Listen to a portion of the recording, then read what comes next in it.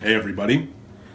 It's a stormy night here in Columbus, so I thought I'd relax a little bit and smoke a bowl of Sutliff Molto Dolce from my Eric Nording freehand pipe. It's a freehand briar pipe, no stain or anything.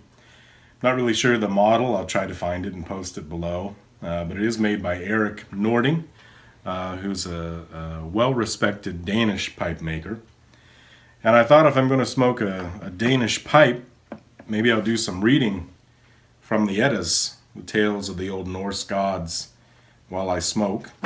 And then I thought if I'm going to read about the old Norse gods, I should drink some mead. This is mead from Brothers Drake Meadery here down the street in Columbus, Ohio. Some pretty good mead. And then I thought if I'm going to drink mead, I should drink it from one of my drinking horns. I just finished making this one last week. I'm pretty pleased with the way it turned out. Pretty pleased with that mead. So a lot of folks think that mead is associated with Viking raiders and wild barbarian men, but the truth is mead has a deep association with poetry and wisdom and the Allfather Odin, because it was Odin that stole the mead of poetry from the giants and brought it to the Aesir, the Norse gods, so that they could enjoy poetry and wisdom as well.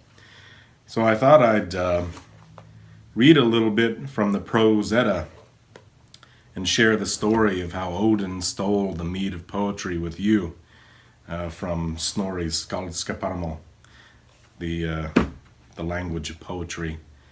So I hope you enjoy, sit back and relax, which is what I'm going to do. And thanks for watching. Skål.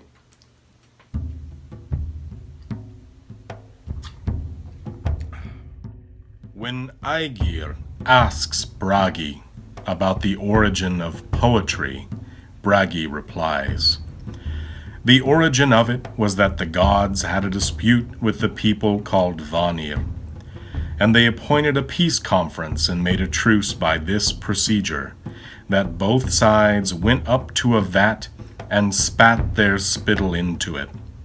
But when they dispersed, the gods kept this symbol of truce and decided not to let it be wasted, and out of it they made a man.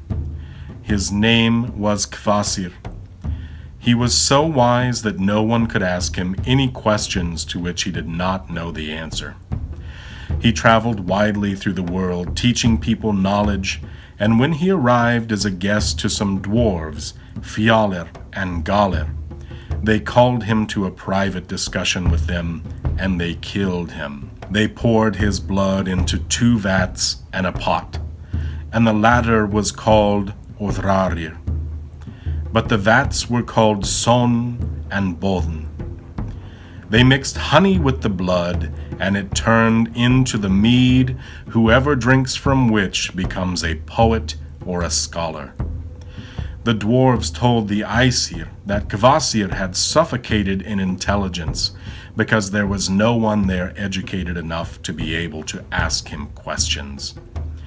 Then these dwarves invited to stay with them a giant called Gilling and his wife. Then the dwarves invited Gilling to go out to sea in a boat with them.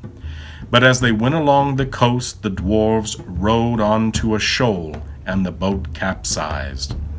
Gilling could not swim, and he was drowned. But the dwarves righted their boat and rowed to land. They told his wife what had happened, and she was greatly distressed and wept loudly. Then Fjalir asked her if it would be some consolation for her if she looked out to the sea where he had drowned, and she agreed. Then he told his brother Galar that he was to go up above the doorway she was going out of and drop a millstone on her head, and declared he was weary of her howling, and Galar did so. When Gilling's son, Suttung, found out about this, he went there and seized the dwarves and took them out to sea and put them on a skerry below high water level. They begged Suttung for quarter, and offered him as atonement in compensation for his father the precious mead. And they were reconciled on these terms. Suttung took the mead home with him and put it for safekeeping in a place called Knitbjorg, setting his daughter Gunnlod in charge of it. That is why we call poetry Kvasir's blood, or dwarves' drink, or the contents, or some term for liquid of Othrarir, or Bodn, or sun, or dwarves' transportation, because this mead brought them the deliverance from the Skeri, or Suttung's mead, or the liquid of Knitbjorg. Then spoke Aegir. I think it is an obscure way to talk to call poetry by these names, but how did the Aesir get hold of Suttung's mead? Bragi replied, there is a story about it, that Odin set out from home and came to where 9 slaves were mowing hay. He asked if they would like him to hone their scythes, and they said yes. Then he took a whetstone from his belt and honed, and they thought the scythes were cutting very much better, and asked if they could buy the whetstone.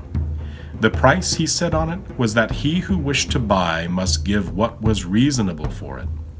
And they all said they wanted to and bade him to sell it to them. But he threw the whetstone up in the air, and when all tried to catch it, they dealt with each other in such a way that they all cut each other's throats with the scythes.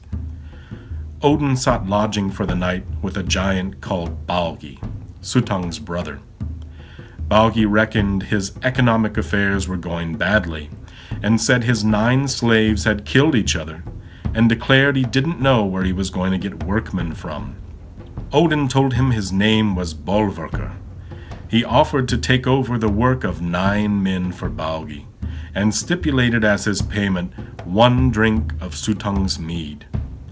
Baugi said he had no say in the disposal of the mead, said that Suttung wanted to have it all to himself, but he said he would go with Bolverkr and try whether they could get the mead. Bolverkr did the work of 9 men for Baugi during the summer, and when winter came he asked Baugi for his hire. Then they both set off. Baugi told his brother Suttungr of his agreement with Bolverkr, but Suttungr flatly refused a single drop of the mead. Then Bolverkr told Baugi that they would have to try some different strategy to see if they could get hold of the mead, and Baugi said that was a good idea. Then Bolverkr got out an auger called Rati, and instructed Baugi to bore a hole in the mountain if the auger would cut. He did so. Then Baugi said that the mountain was bored through, but Bolverkr blew into the auger hole, and the bits flew back up at him. Then he realized that Baugi was trying to cheat him, and told him to bore through the mountain. Baugi bored again, and when Bolverkr blew a second time, the bits flew inwards. Then Bolverkr turned himself into the form of a snake, and crawled into the auger hole, and Baugi stabbed after him with the auger and missed him.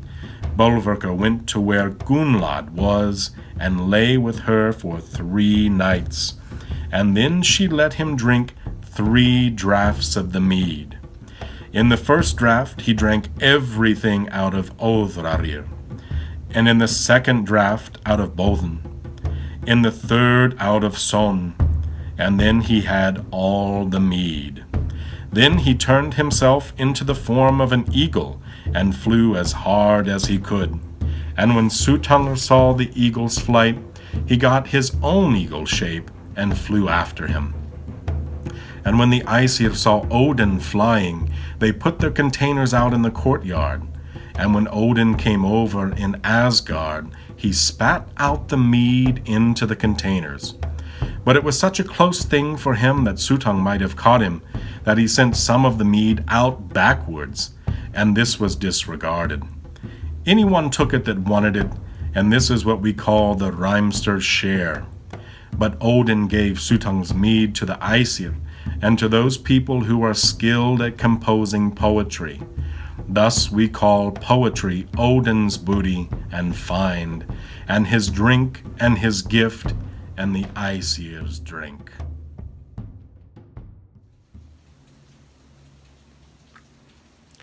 And now you know why mead is the drink of warriors and poets.